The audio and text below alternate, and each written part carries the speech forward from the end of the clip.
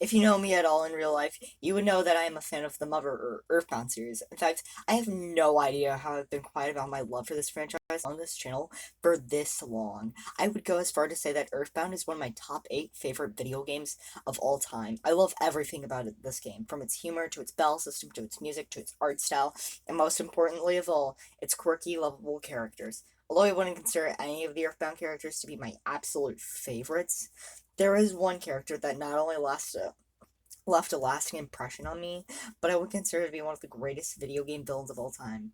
The villain in question being Master Belt, Giygas. There are so many things that make Giygas as a villain tick. So, today I want to discuss all those things. Before we start, yes, I was inspired by a certain YouTuber that some of you are aware of. What can I say? Monkey Nest makes good content. Also, hi Monkey Nest if you're watching this. I liked your Gygas video, and thank you for featuring me in your podcast. Alright, enough of this daddy stuff. Let's talk about gas. Number one, as most of you know, Earthbound is actually a sequel to Earthbound Zero, where Gygas first appears in, along with no one else really. We're given a full backstory on Gygas, and it's honestly kind of really sad. When Gygas was born, the other aliens didn't know what to do with him, so they kidnapped a country couple named George and Maria, not the Sonic one. The couple is tasked with. Stop flashing, okay? I'm trying to read. The couple is tasked with taking care of Gygas. Maria takes care of baby Gygas and even sings a lullaby for him to sleep. Remember this is important. George, on the other hand, researches the aliens and learn about their PSI abilities. After learning about their PSI, Georgia escapes back to Earth by himself to tell humanity about PSI. This moment always stuck out to me as one of the saddest moments of the franchise because of how much of George. I am recording right. Okay. Because of how much of George betrayed his son. Not only betrayed his son, but also his wife by stealing information alone and leaving alone. Child abandonment has always been a consistent theme throughout the Mother series. Oh, excuse me, that was got the verb. And the effect on it is shown through its men. On the one hand, you have Jeff and Lucas, who, despite all their fathers treat them are still outstanding young men who love their fathers. But on the other hand, you have Gygas and Porky, who, due to their father's treatment to them, sorry, my voice is getting kind of tired, turn to cold, heartless people. To be fair, Flint and Dr. Andonuts were never hurtful to Jeff and Lucas, but they were still abandoned them, so my appointment still stands. Appointment, that's not even a word. Another sad thing about this moment is, if you think about it, this is the sole reason why anything in the Mother series happens, which is a neat segue into the next thing that happens. 80 years pass as Gygas now looks like Mewtwo and is now the ruler of his species. Wanting revenge on his father, Gygas decides to attack in order to gain back PSI. A bunch of actions happen next, which we'll talk about shortly after, but this action by George is the reason why any of the events of the games happen. Shortly after Gygas begins his takeover by abducting humans, including a little girl named Anna's mother.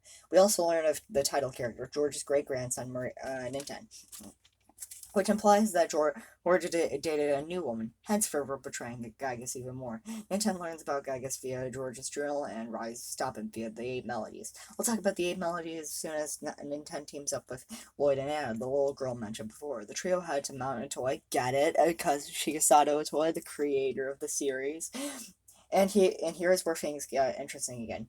Gygas arrives from his mothership and tells, as you saw from the footage, and tells Nintendo his ultimate goal to eradicate humanity and seize back all PSI.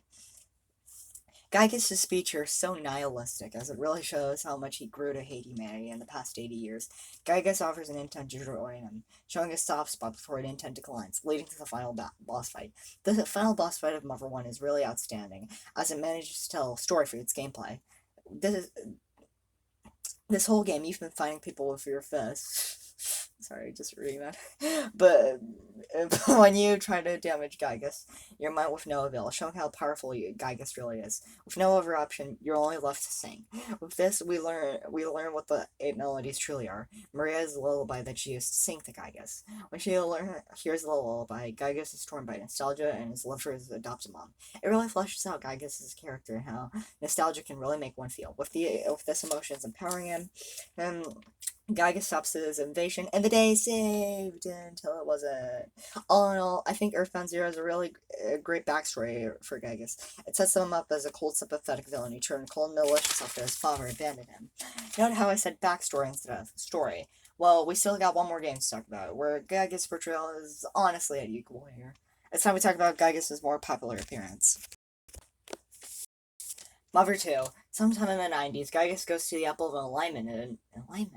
Apple of Enlightenment, a truly tongue twister to state the future. The Apple of Enlightenment states that a 12-year-old kid who likes steak and rock music named Ness will stop Gygas from conquering the world.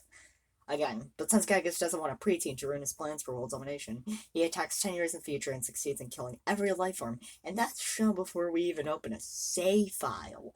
I think this being the opening cutscene is genius. As to a first player, it's what the world of Earthbound's fate is, because a first-time player hasn't entered the world of Earthbound. It makes the first times want to save this little world they've stumbled in. And as for players who are continuing a playthrough, it makes them feel as if they gave up the universal task they've been given, due to not really feeling it, and it makes people still try to save the world they've stumbled in. Although Gygas did succeed in destroying every life form, there was one life form that survived Gygas' onslaught, and it wasn't a bee. Excuse me. It was a rhinoceros beetle named Buzzbuzz. Buzzbuzz goes back 10 years ago to warn us about Gygas. Throughout the game, Gygas is built up as the root of all evil, as he controls everything. Everything you battle, nary be it enemy or boss.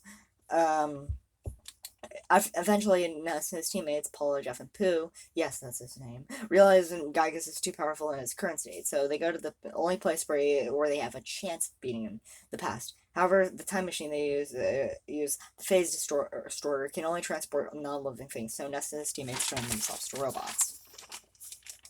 I'm embarrassed to admit it, but this is a rare moment where I cried at a video game.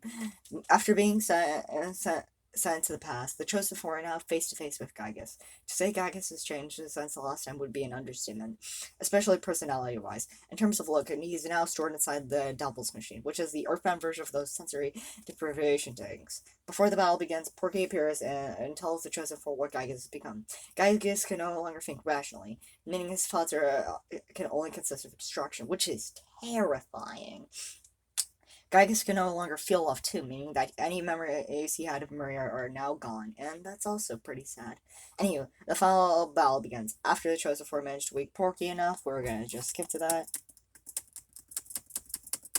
It's not that far, so I suppose we can just... Devil's Machine, because Porky turns off the Devil's Machine, and because... After the chosen four managed to wake Porky enough, Porky turns off the Devil's Machine because of reasons. And this is probably the part of the video everyone came here for. Why do I think Gygas is so scary? Before I fully go into detail, I want to give another shout out to Monkey Nest's video on Gygas, as he did a really good job explaining why I think Gygas is so creepy. So make sure you give it a watch. Anyway, the reason I think Gygas is so scary, I'll just skip a little to that. Gygas is so scary is because he resembles a human head, and not like a cartoon head with what you've been seeing the entire game. No, an actual human head stripped from reality. I've always been scared when a game pulls out something that resembles something from our world, and Gygas is no different. He's got these black soulless eyes, animal-like nostrils, teeth, which elevates my hypothesis even more, and this swirl, which always looked to me like a beard to me. On top of that, his face looks like he was smeared, which makes him look like he is in pain. The music that plays during this makes him sound like he's screaming, which implies that he's in pain because of how evil he is. And I mean, just look at this thing. Another thing I find scary about Gygas is the lack of background, because he is the background, which implies he's all over the place, and that everywhere Ness and his friends look, they'll see Gygas. To quote the Fiery Joker, another good YouTuber, I'll link in the description, fighting Gygas is like he's possessed your Super Nintendo. How do you fight Gygas now? Defeat Gygas now? By praying. You have to pray in order to put down this demon, which imagine what would happen if Ness and his friends didn't reach or pray. Your prayers reach your closest friend and family, where they pray as you're harming the Eldritch Horror. And the one who delivers the final blow is the friend who the chosen four had the entire journey. the player. With overwhelming amounts of love, the demon is vanquished as the war against Gygas, the war that's been going on for a decade at this point, is over. The player puts smiles in relief, happy they experienced it. Conclusion. All in all, I think it's safe to say that Gygas is one of the greatest video game antagonists of all time. From his brilliant backstory to his wonderful descent into darkness, it's so impressive on how well written he is. Gygas is definitely one of my top 5 favorite antagonists in gaming. Before I end this video, I want to thank you all for the support on this series. The Mini Element video has a total of 21 views as of writing, and I've gotten into contact with some of my YouTube idols. Again, hi Monkey Nest if you're watching this. If you have a good day, and thanks for watching me.